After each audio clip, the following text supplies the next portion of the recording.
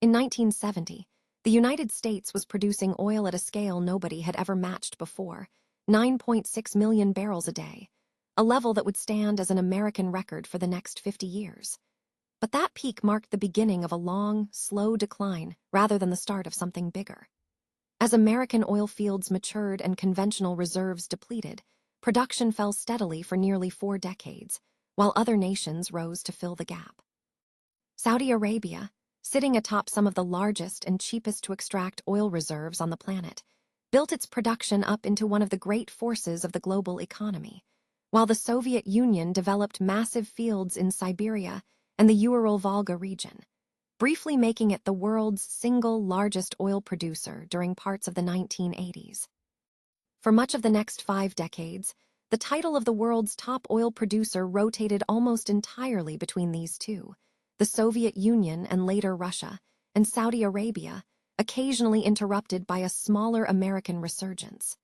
Meanwhile, American production kept sliding.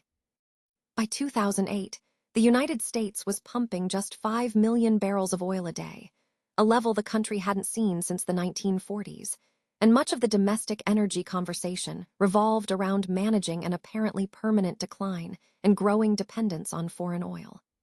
Then everything changed, almost overnight by the standards of an industry that usually moves in decades, not years. Engineers had spent years refining hydraulic fracturing and horizontal drilling techniques, and starting around 2009, those techniques began unlocking vast reserves of what's known as tight oil, trapped in shale rock formations across Texas, North Dakota, and beyond, oil that had simply been considered unreachable just a few years earlier. American production didn't just recover, it exploded, more than doubling within a single decade.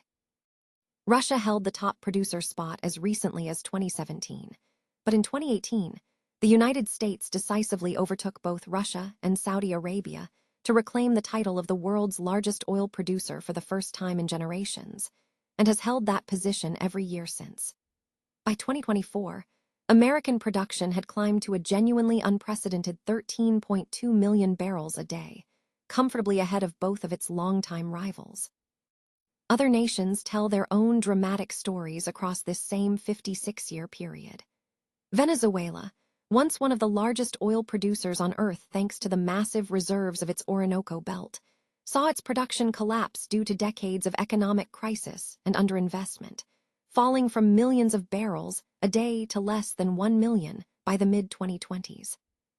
Iran's production has repeatedly whipsawed with political upheaval, first collapsing after its 1979 revolution, and more recently squeezed again by international sanctions and regional conflict.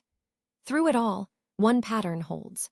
For more than half a century, the story of who powers the world has really been the story of just 4 countries, and the crown, it turns out, is never quite as permanent as it looks.